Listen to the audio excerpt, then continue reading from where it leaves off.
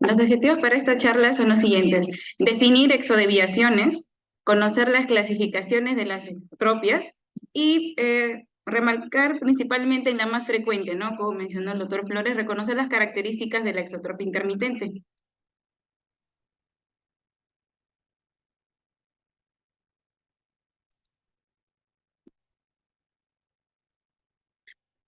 Bueno, la exotropia realmente no siempre ha sido considerada como algo malo. Antes era considerada incluso como un hallazgo positivo. Desde la Edad Media hasta la actualidad se dice que muchos pintores han retratado la imagen de Cristo con una exotropia. Esto es una imagen de un mosaico de Denis, que está actualmente publicado en Turquía, data de aproximadamente del siglo XIII.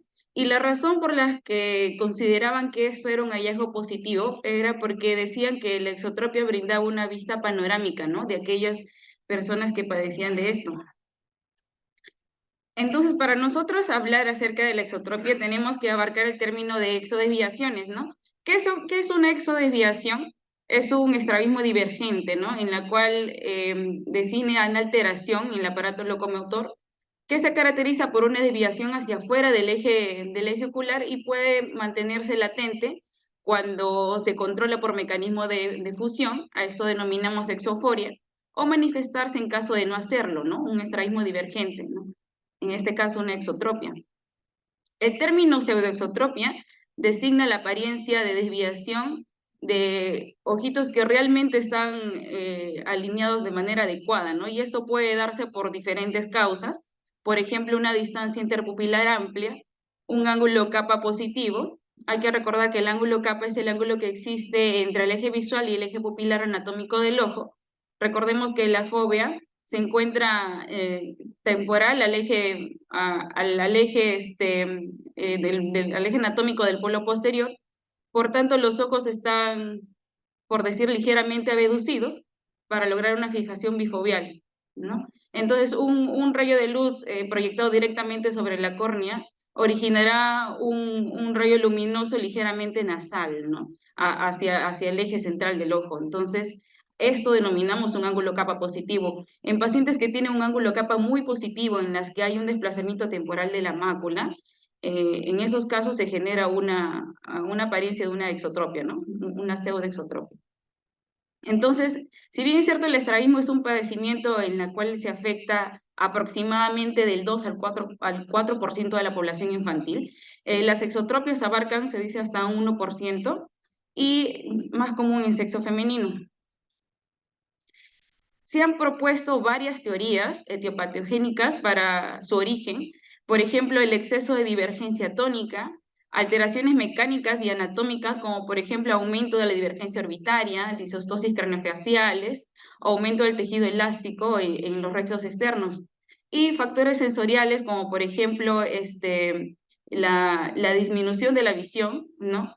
En pacientes con anisometropías, o causas inervacionales como la que propone la teoría de Duane, en las cuales mencione que existe una insuficiencia, un exceso de divergencia o una insuficiencia en la convergencia, o incluso combinación de ambas.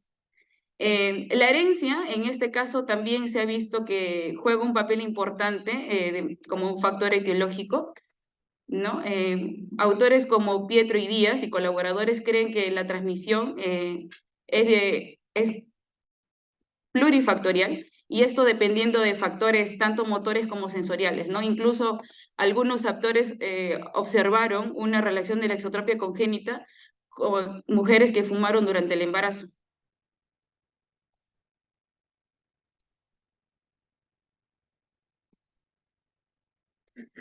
De acuerdo a la clasificación, en la clasificación de las exotropias, de acuerdo a la persistencia en el tiempo, pueden ser intermitentes, que abarcan la mayor parte de los casos, en un 85%, y constantes, que son un menor porcentaje, un 15%.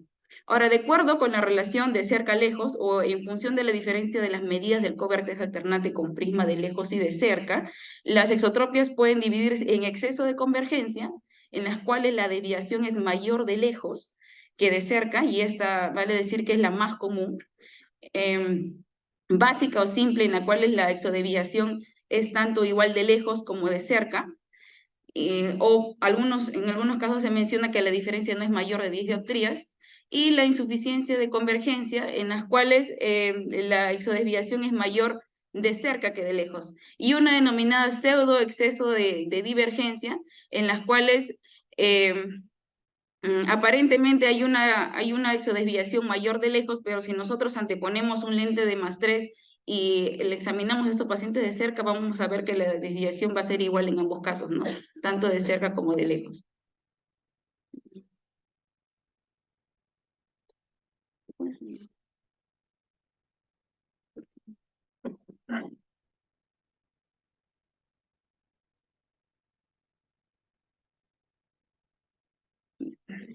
Entonces vamos a hablar acerca de la exotropia intermitente, que es la más frecuente.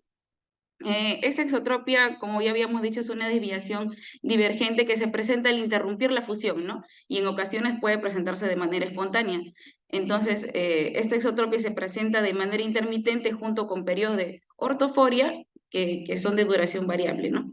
Por ejemplo, este es un paciente, ¿no? De nuestro servicio, de nuestra institución, donde tiene periodos alterna, ¿no? Periodos de ortoforia con periodos de exotropia de duración variable. Este es bonito del mismo paciente. Este es una paciente,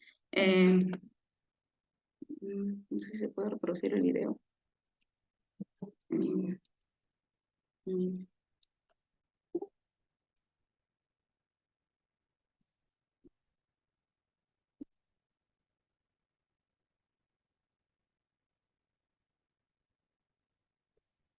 Esta es una paciente con una exotropia intermitente en la cual le vamos a ver que se le realiza el cover test, y en el video vamos a observar que cuando se le ocluye el ojito y luego se desocluye existe un movimiento de afuera hacia adentro.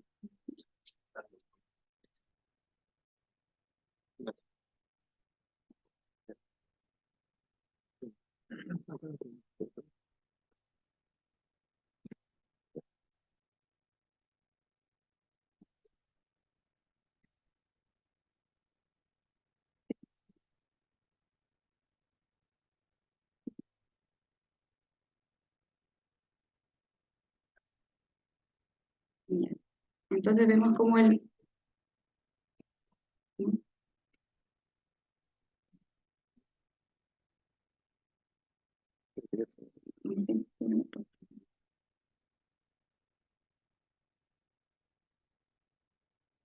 En la primera parte del video se ve como cuando se hace el cover test existe un movimiento, ¿no? Un movimiento de afuera hacia adentro, ¿no? Se le incluye el cover test alternante, vemos cómo existe un movimiento, ¿no? De afuera hacia adentro.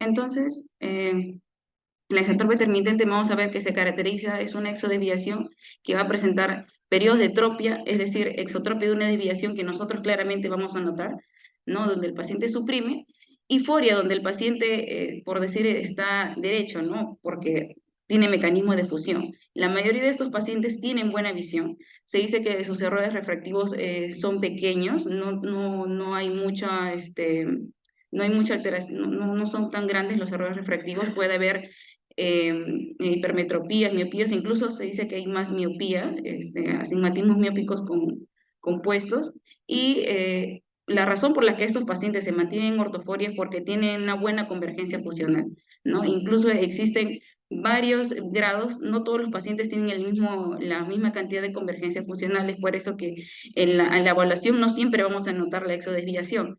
Incluso algunas veces tenemos que ocluir el ojito para nosotros poder notar, ¿no? La exotropia.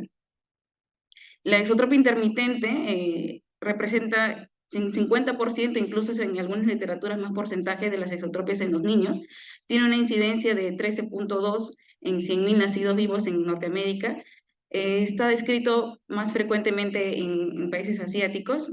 En su mayoría son pacientes de sexo femenino, como ya habíamos mencionado, y está asociado a trastornos de déficit de atención, hiperactividad y depresión reactiva. Como habíamos mencionado, los errores refractivos en estos pacientes no son muchos, incluso son pequeños o a veces suelen tener muy buena visión, está asociado con antecedentes familiares y se ha descrito que la herencia es poligénica. La edad de aparición realmente en esos pacientes es muy variable. Eh, Puede aparecer en edad escolar, en adultos, adultos jóvenes, preescolares y en lactantes, aunque en este grupo de pacientes es menos frecuente. Y es muy importante tener el concepto de inicio, ¿no? De presentación, porque sobre todo eso es importante cuando hablemos acerca de tratamiento, ¿no? Entonces, en general se puede decir que se puede presentar a cualquier etapa de la vida, a cualquier edad, pero lo más frecuente es entre los 18 y los 4 años, 18 meses y los 4 años. Entre las manifestaciones clínicas tenemos que muestra un comienzo gradual. Inicialmente lo podemos observar solo con la fijación lejana. Se caracteriza porque en estos pacientes suele manifestarse cuando están expuestos a la luz solar o haciendo actividades al aire libre. Y en estadios más tardíos podemos observar contractura de los rectos laterales. En algunos casos se puede asociar a hiperfunción de los músculos oblicuos e incomitancia en la mirada lateral,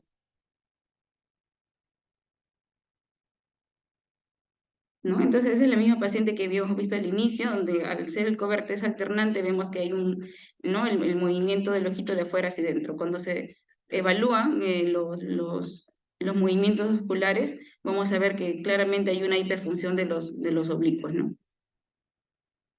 Nosotros evaluamos los oblicuos cuando hacemos el paciente que esté en aducción, ¿no? Hay que recordar, cuando el paciente está en aducción, estamos evaluando la función de los oblicuos, que principalmente es elevación y depresión, ¿no? Acá en este caso vemos una hiperfunción de los oblicuos.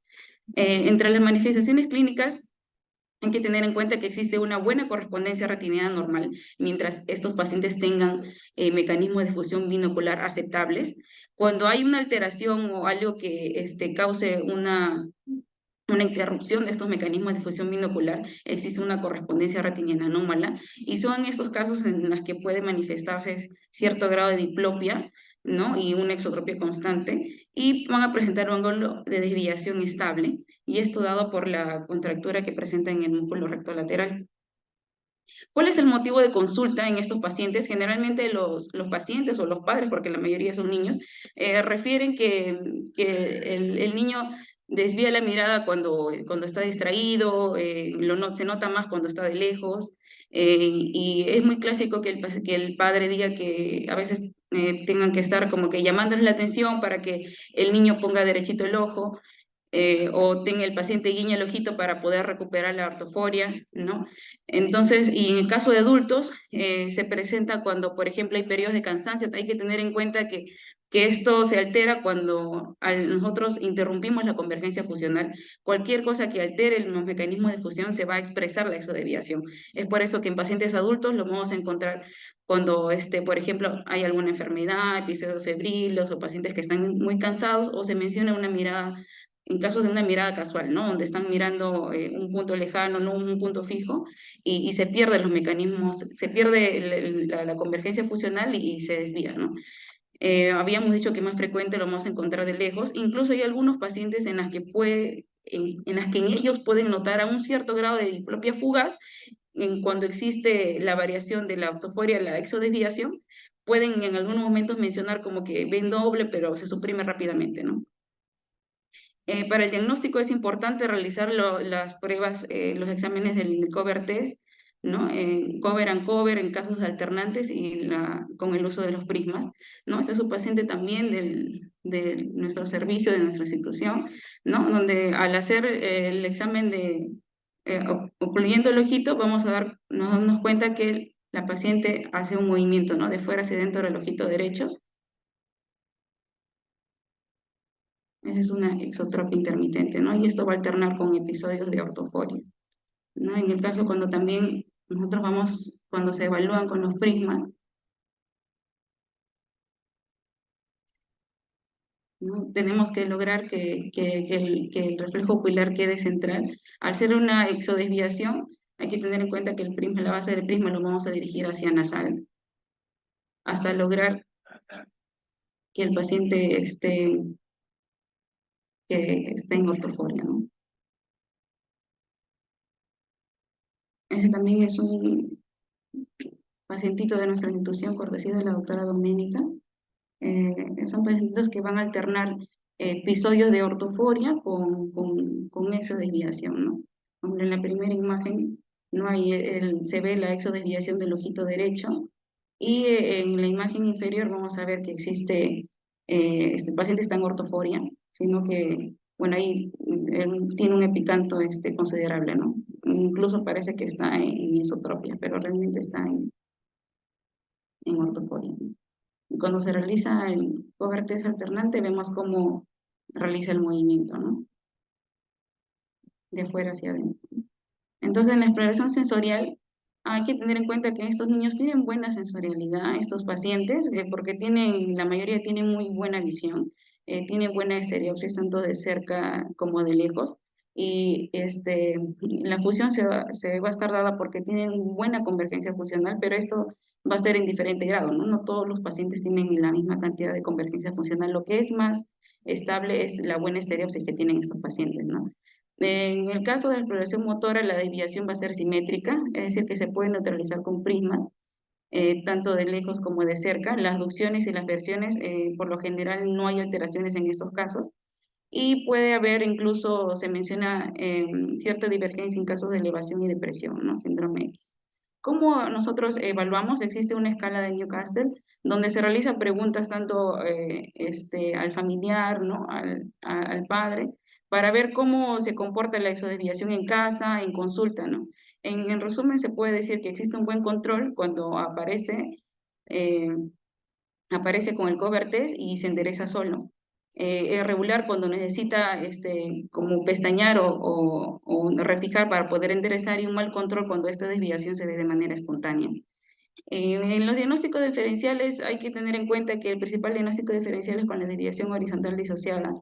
Ahí existe, ¿cómo lo podemos diferenciar de una intermitente? Existe una simetría clara en un ojo y el otro, o sea, hay más exotropia en un ojito que en el otro. Existen complejos disociados, hay DVDs, ¿no? Otra causa que nos puede diferenciar de una intermitente es que puede haber ambliopía, los errores refractivos suelen ser mucho más altos. Hay que recordar que en las intermitentes los errores refractivos no son tan altos.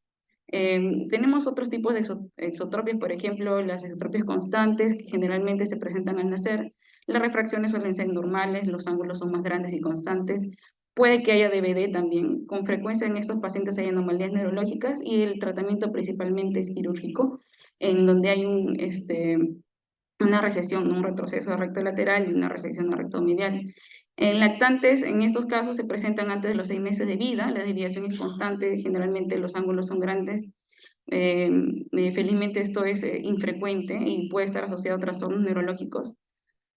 La exotropia sensorial, generalmente esta es secundaria a una discapacidad visual, ¿no? Puede ser una discapacidad monocular o binocular por lesiones adquiridas, como por ejemplo cataratas, ¿no? Como en ese caso de este paciente, presenta una catarata y eso conlleva una exotropia, ¿no? El tratamiento pues consiste en la corrección del déficit visual, y si es posible puede ser seguida de cirugía, ¿no?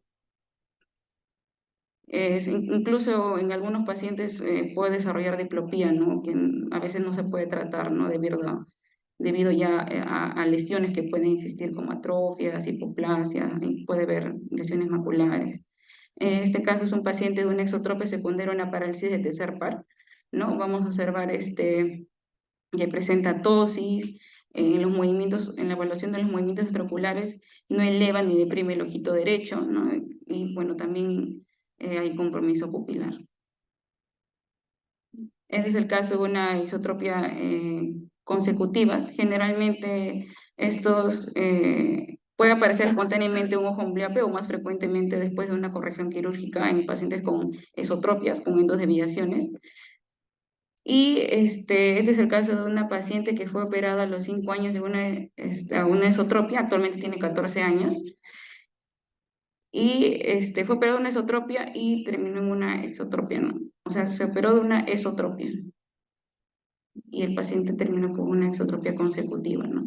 Vemos que hay una limitación a la aducción del ojito derecho, y en este caso se encontró el músculo recto medio del ojito derecho deslizado, ¿no?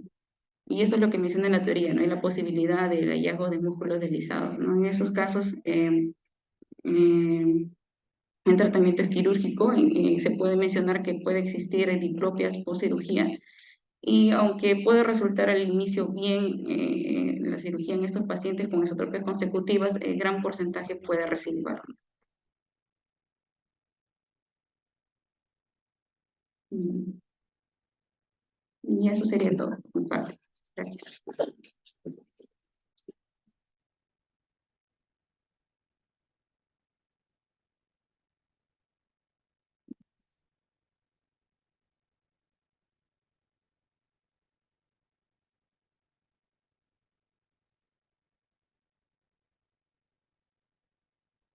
Excelente presentación, Luisa. Bueno, entonces, seguidamente lo que voy a hacer es tratar de puntualizar algunos aspectos y hablar un poco sobre el tratamiento de esta patología, sobre todo de la exotropia intermitente.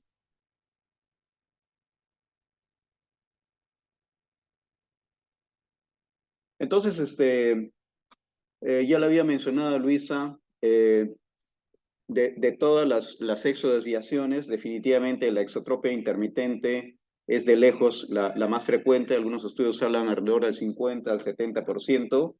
Y lo importante es que la incidencia es mayor en la primera década.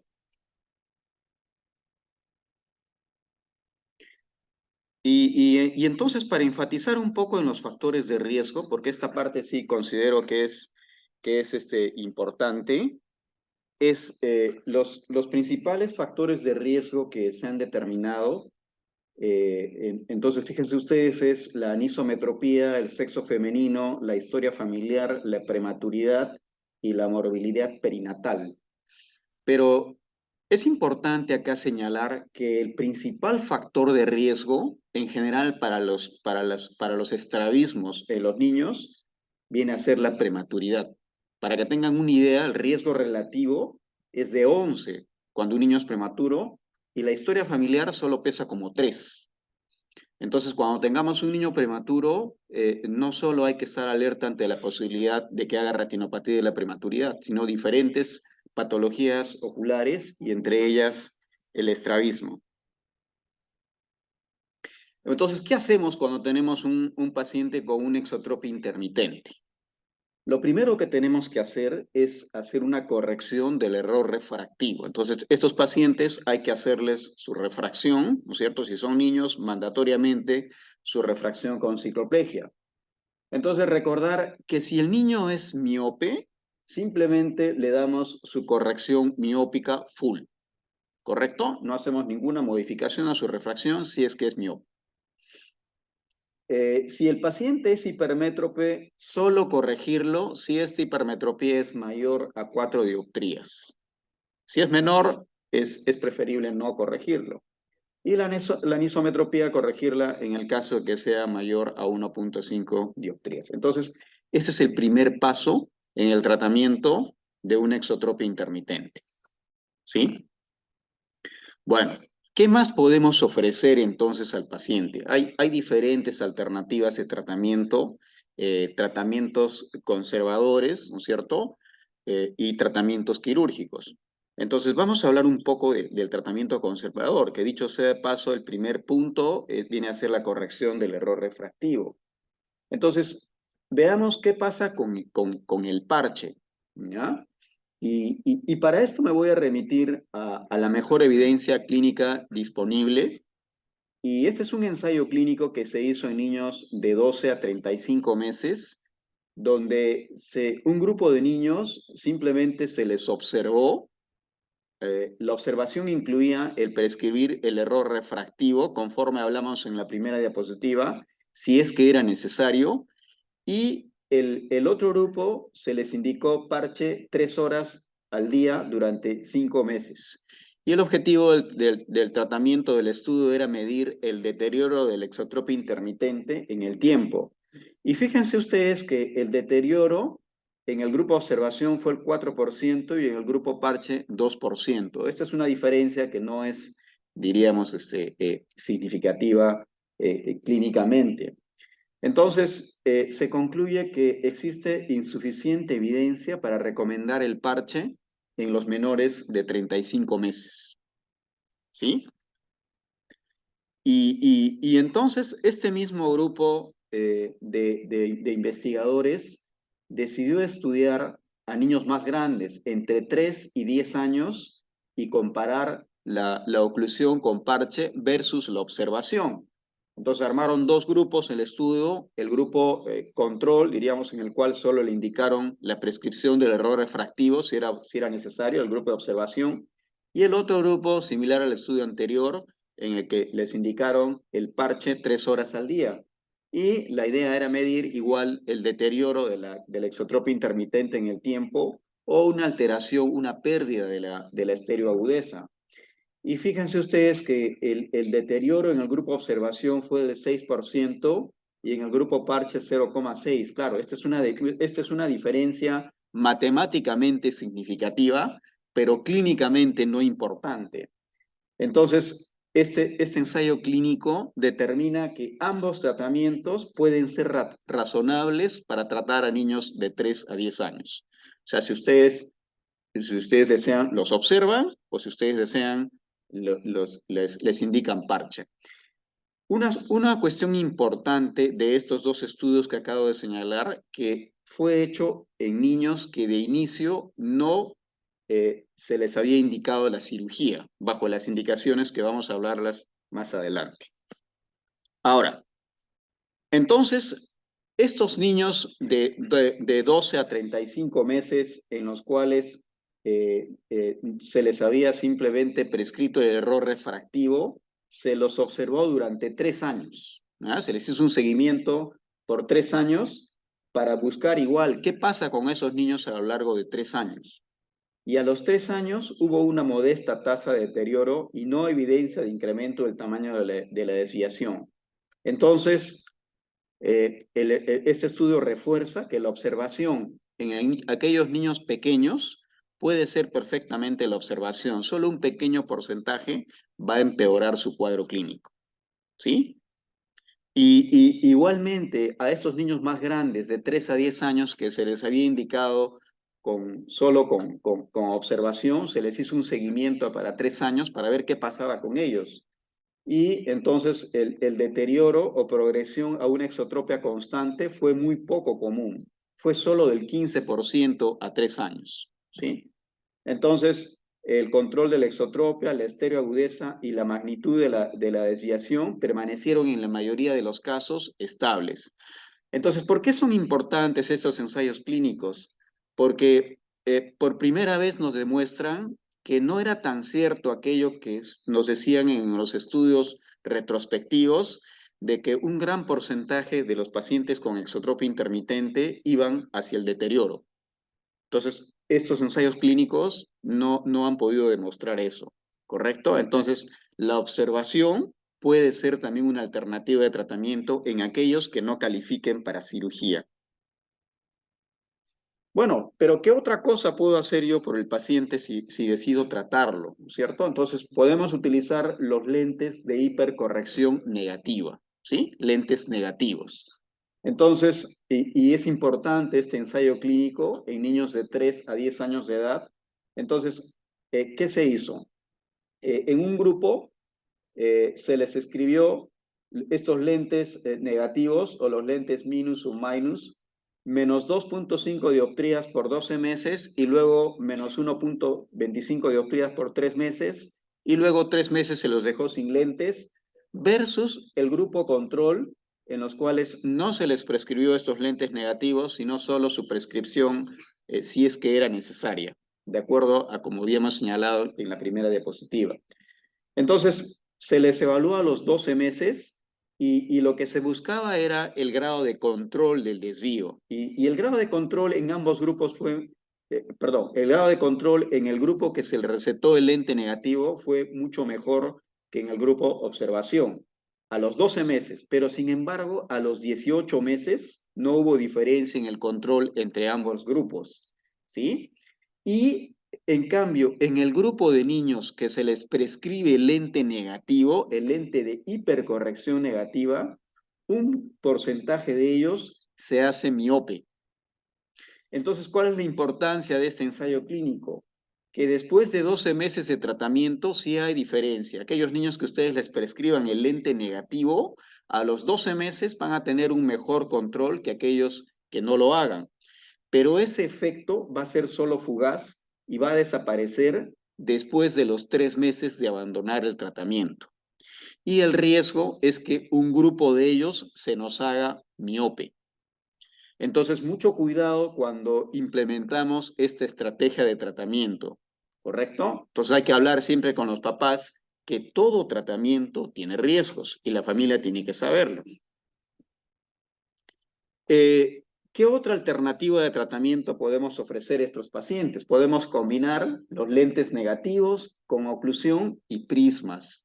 Entonces, este es un estudio de muchos años, ¿no es cierto?, que fue hecho por el doctor Kussner, y es interesante porque es un gran grupo de pacientes, 279 pacientes que eran candidatos a cirugía, pero que los padres rehusaron la cirugía y entonces había que plantearles alguna alternativa.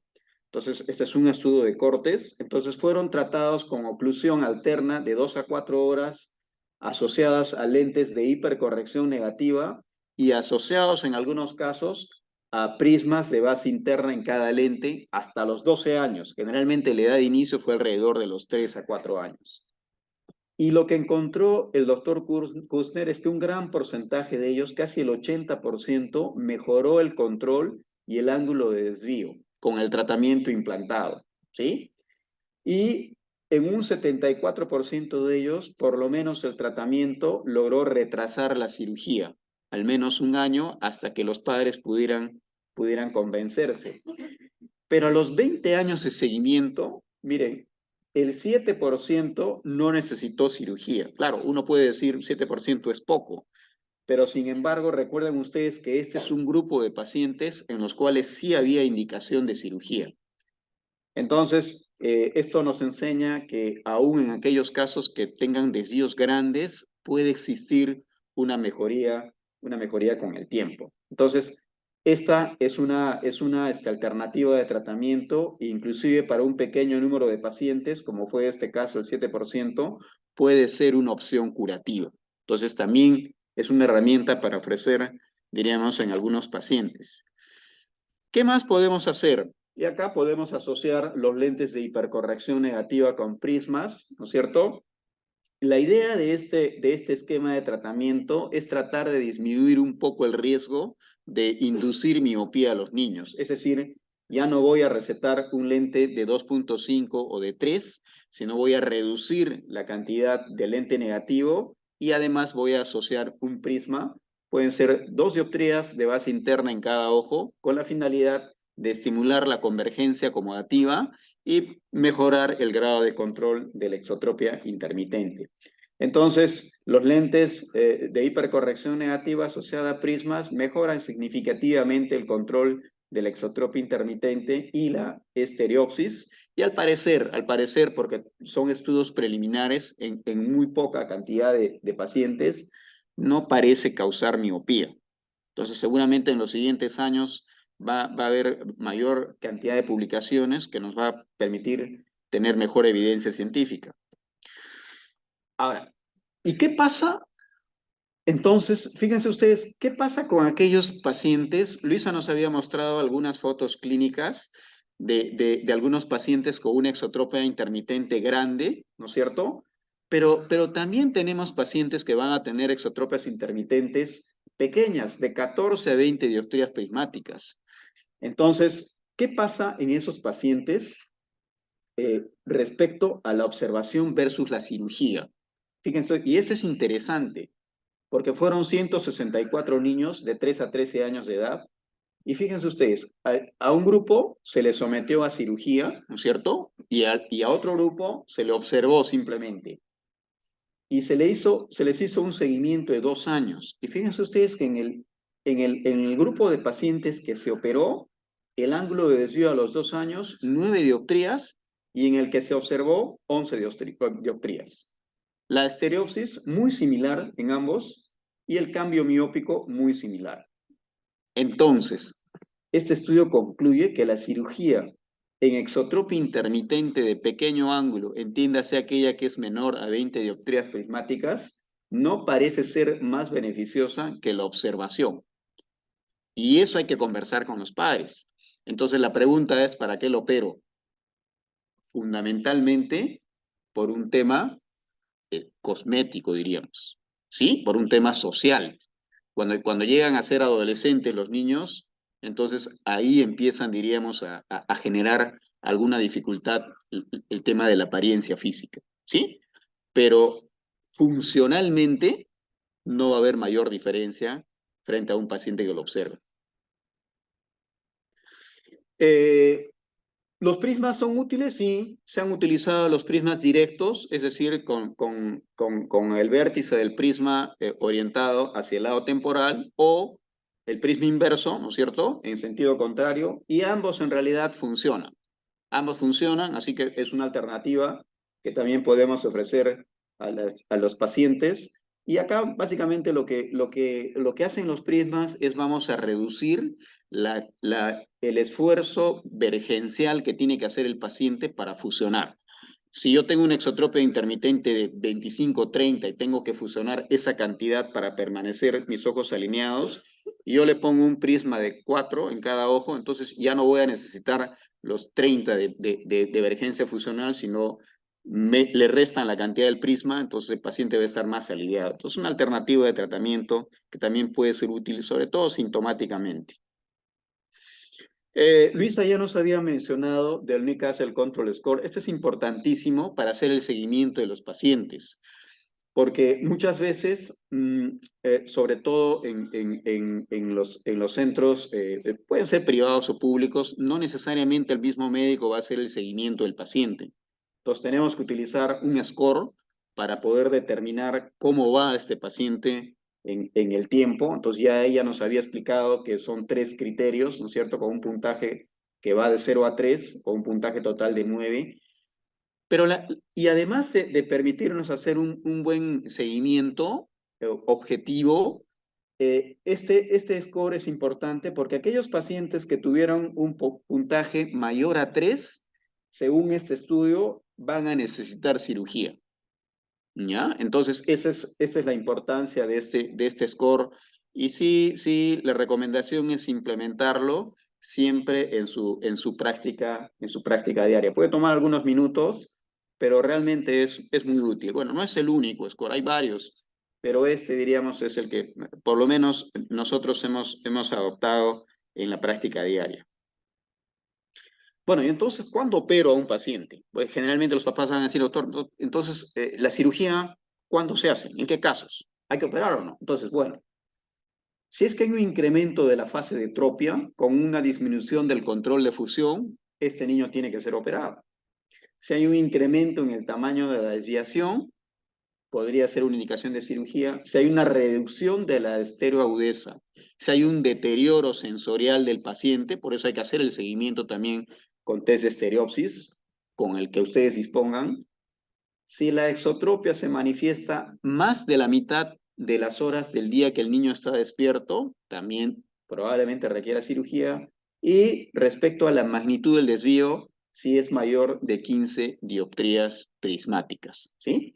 Entonces, esos más o menos son los parámetros para poder determinar cuándo un caso es quirúrgico o no. Ahora, la pregunta que nos hacen siempre los... bueno, entonces, si es que ya decidí operar al paciente, entonces, esta es la clasificación. Luisa nos habló, ¿no es cierto?, una exotropia intermitente básica por exceso de divergencia y por insuficiencia de convergencia. Entonces, ¿qué es lo que yo planteo? Esta estrategia quirúrgica, si es básica, pueden hacer un retroceso resección, un exceso de divergencia, un retroceso bilateral de los rectos laterales, y en insuficiencia de convergencia, una resección de los rectos medios.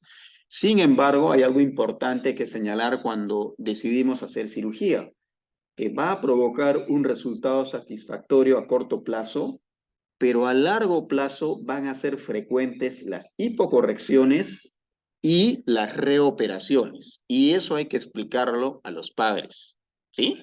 Es muy frecuente que en la esotropia intermitente hay hipocorrección o que hay una recurrencia, porque recuerden que todos estos problemas de estrabismo son, como decíamos, trastornos del desarrollo de la visión binocular, ¿correcto?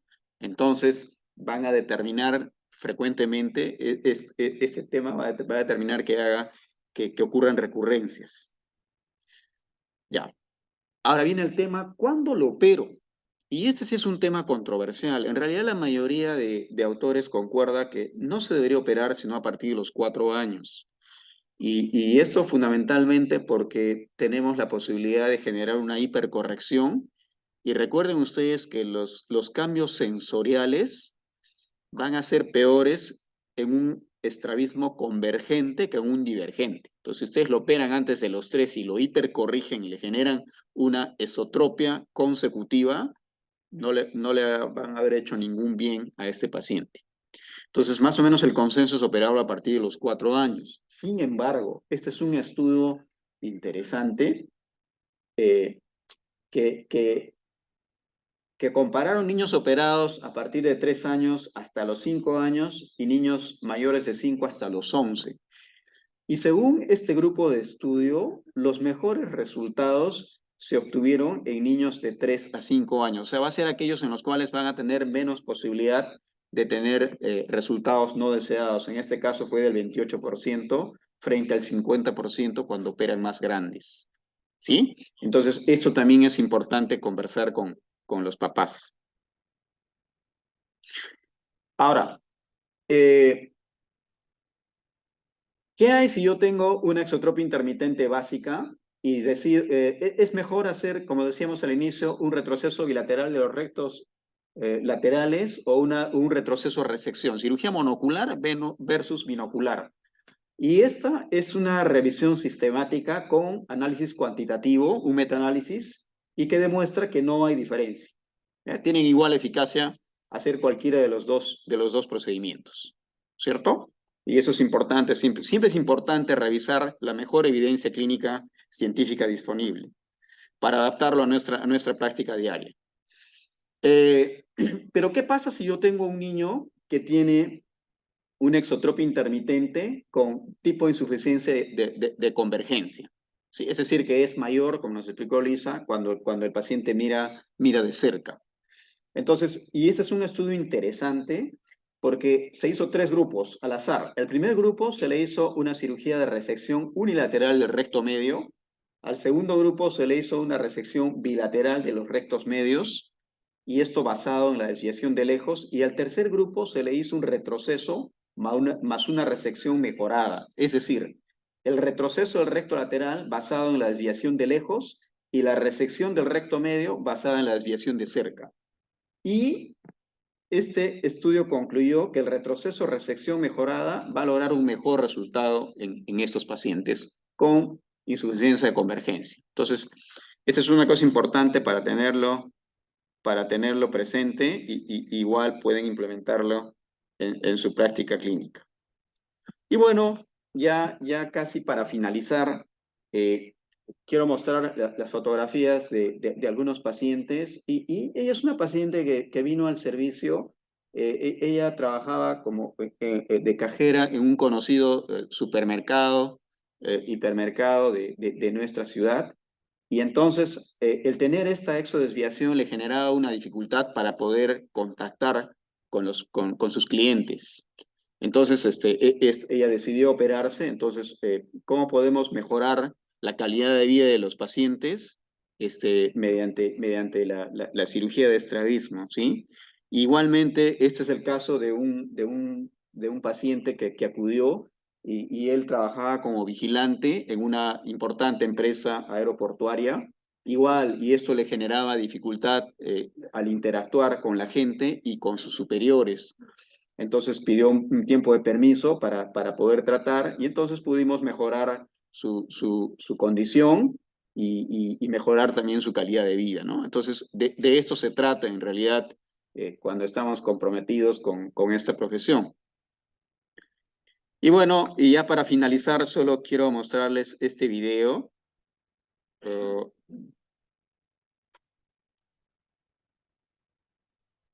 no sé si me ayudan para que pueda correr.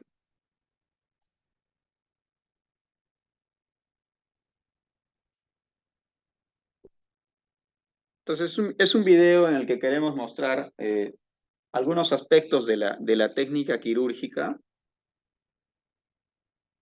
Entonces, ahí inicialmente lo que vamos a tratar de hacer es un test de deducción pasiva, ¿no es cierto?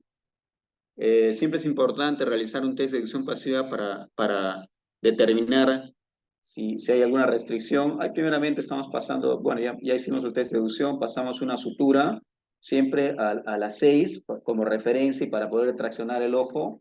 Hacemos una incisión en fondo de saco. Puede ser hasta de 8 milímetros esta incisión. Entonces vamos a tomar ahí el recto lateral y siempre hay que hacer una disección adecuada. Ahí estamos disecando el septum intermuscular y lo que es el check ligament o los pliegues falciformes de Waring. Pasamos la sutura, para eso utilizamos un poliglicólico o polilactin 6 ceros, ¿no es cierto? Lo estamos tomando, hacemos la sutura de seguridad a cada lado, luego hacemos el corte para desinsertar el músculo, medimos la cantidad de milímetros que vamos a retroceder, pasamos la aguja de manera tal de no perforar la esclera, esto siempre es importante. Eh, Creemos que la visibilidad mejora mucho cuando operamos con microscopio, así que personalmente yo prefiero operar con microscopio y es lo que usualmente recomiendo. Entonces ahí ya terminamos el proceso de retroceso de recto lateral. En este caso vamos a hacer una resección de recto medio, pero en este caso ya estamos utilizando una incisión limbar para mejorar la exposición, dado que en pacientes adultos la conjuntiva es menos elástica que en los niños. Entonces, sobre todo en el recto medio, resulta a veces un poco más fácil hacer una incisión limbar. Ahí estamos pasando la sutura, hicimos el marcaje, ¿no es cierto? Para poder hacer, en este caso, la resección, utilizamos, en este caso, una sutura, pero la cortamos, no como en el caso del retroceso de recto lateral, pasamos la sutura de seguridad, vamos a hacer el anudamiento correspondiente. Siempre tener cuidado con el recto medio, anatómicamente ya habíamos visto en la clase de anatomía que este músculo que no tiene ningún ligamento ni adherencia a algún otro músculo, así que si se les va al recto medio, les dice chao. Y encontrarlo se puede, pero no es tan fácil. Así que siempre cuando operen el recto medio, con los 5 sentidos y alerta, ¿sí? Ahí estamos haciendo el anudamiento de cada cabo. Siempre respetar el ancho de la inserción. Recuerden que el ancho de la inserción de los rectos horizontales es alrededor de 10 milímetros. No disminuir ese ancho. No convertir el músculo, que es una banda, en una cuerda. Y ahí estamos haciendo el cierre ya de la conjuntiva. Fundamental hacer esta resección de la conjuntiva que sobra para que no vaya sobre la córnea y estéticamente quede bien. A veces la cirugía puede ir bien, pero si no damos los acabados correspondientes, diríamos, no va a tener resultado estético fundamental. Un par de puntitos a la incisión de fondo del saco y se acabó la cirugía. Muy bien, entonces eso era lo que queríamos compartir con ustedes. Muchas gracias por su atención. Si tienen alguna pregunta o algún comentario, bienvenido.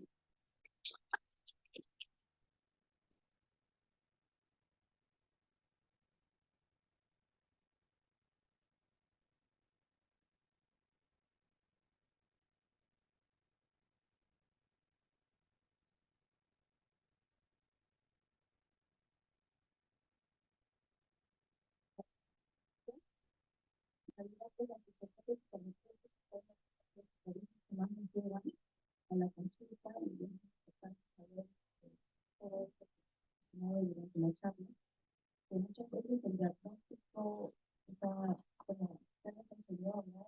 El padre es raro que se equivoque si es una XT, ¿no? Para una XT podemos tener dudas, puede ser significante, etcétera, pero las XT el padre nos dice que lo ve, es casi fijo que el niño lo tiene. Algunas veces es difícil diagnosticarlo en la consulta porque tienen tanta convergencia funcional que es difícil romperla, pero lo parchamos. de parciales una hora. Para romper esto, y lo diagnosticamos, ¿no? Entonces, es uno de los diagnósticos más frecuentes. Sí, pues muchas veces, como ustedes lo saben en las fotos, el tema estético y psicológico es bastante importante, que también lo vemos en niños y adolescentes, ¿no? Que llegan incluso que no quieren ir al colegio porque los amigos se molestan, se sienten muy mal, ¿no? Psicológicamente muy mal, entonces darle esta opción de cirugía pues, le cambia, ¿no? Le cambia la vida y todo. Entonces es bastante importante derivarlos y darles el tratamiento. Bueno, el tema de la hipocorrección también es ya bien conocido en este tipo de estrabismo, como usted lo ha mencionado, ¿no? Hay que hablar bien con los padres, no decirles que esto es una enfermedad para toda la vida, que básicamente lo que hacemos es tratar de controlarla y que no se manifieste, porque incluso ya hace como 10 años, creo, la doctora Lorena, que hizo aquel pelo, hizo un trabajo, ¿no? Con pacientes operados de lino, y bueno, después de 24 meses de tratamiento, el 50% recibió, ¿no? Presentó otra vez la exotropia. Entonces eso hay que marcarlo, ¿no? Porque no solamente acá, o sea, ya todos los estudios hablan pues, de un éxito entre 40 y 60%, o sea, tampoco es tan alto, ¿no? Entonces, bueno, eso quería complementar. Y solamente una pregunta, ¿no? Si tuviéramos una exotropia residual, ¿usted qué nos recomendaría al inicio como para dar un tratamiento? Ya, claro, cuando tenemos un estrabismo residual, entonces primero tenemos que determinar la probable causa, ¿no? Una probable causa es que hicimos menos cirugía de la que debió hacerse, ¿sí? Que en general es lo más frecuente. Entonces, dependiendo del monto del estrabismo residual, vamos a tener que determinar si este paciente va a necesitar una cirugía o no. Quizás un punto de corte puede ser si estamos entre las 15, 20 dioptrías prismáticas de residual, lo más probable es que este paciente requiera otra cirugía. Pero si es un poco menor, entonces podemos manejar, sobre todo si es una exotropia intermitente, podemos tratar de mejorar ese desvío y para eso viene la terapia ortóptica. Recordemos que la terapia ortóptica tiene como objetivo mejorar las vergencias fusionales, es decir, recordemos que cada uno tiene una posibilidad para poder, diríamos, para poder fusionar, ¿no es cierto?, motor y sensorialmente cuando tenemos algún desvío. Entonces, la idea de la terapia ortóptica es incrementar esas vergencias fusionales para de esa manera disminuir el desvío. Pero como repito, eso va a depender del grado de sensorialidad previa del paciente y va a depender de la magnitud de la exodesviación residual, ¿no es cierto? Pero es una buena alternativa de tratamiento. La otra podría ser una manipulación del error refractivo. Si es un paciente, por ejemplo, que es hipermétrope, ¿no es cierto? Por ejemplo, voy a poner un ejemplo de 6, entonces puedo hipocorregirlo lo más que sin perjudicar su agudeza visual. Entonces, de esa manera estimular la convergencia acomodativa y disminuir el ángulo del desvío, ¿no es cierto? Entonces, son herramientas que nos pueden dar el resultado. Y si eso no funciona, bueno, esperar un tiempo y hacer la corrección quirúrgica si es que es necesario. Por parte de los participantes por vía Zoom reciben las felicitaciones por las presentaciones y también tienen dos preguntas. ¿Cuál es el consejo con la corrección de astigmatismo? Y en el caso de pacientes con miopía y exotropía alternante, ¿sí es recomendable el uso de correctores y uso de prismas paralelamente? Claro, sí, en el tema del astigmatismo hay que hacer la corrección, diríamos, basada en las tablas que habíamos compartido en las clases anteriores de las guías de la Academia Americana. Entonces, manejarlo como si fuera un paciente métrope, ¿no? Entonces, tomar en cuenta esas tablas y hacer la corrección del astigmatismo. Es decir, en el caso del cilindro no hay que hacer ninguna manipulación. Y la otra pregunta era, perdón, Stephanie. En el caso de miopía y exotropía alternante, ¿sí es recomendable el uso de correctores con prismas? Ya, en el caso, claro, ahí podría ser una interesante alternativa, ¿no? Si lo que queremos Como decíamos, si lo que queremos es disminuir el riesgo del incremento de la miopía, porque podría pasar eso si es que yo, además de la miopía, le doy un lente más negativo, tratando de estimular la convergencia acomodativa, una excelente opción podría ser manejarlo médicamente con prismas. Sí, efectivamente.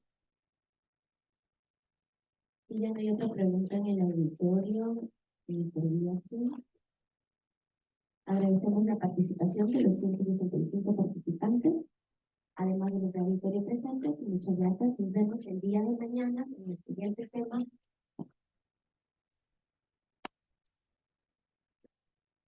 La charla magistral a cargo del doctor Juan Carlos Castro, de Perlas en mi experiencia en tratamiento quirúrgico de las cataratas pediátricas. Muchas gracias.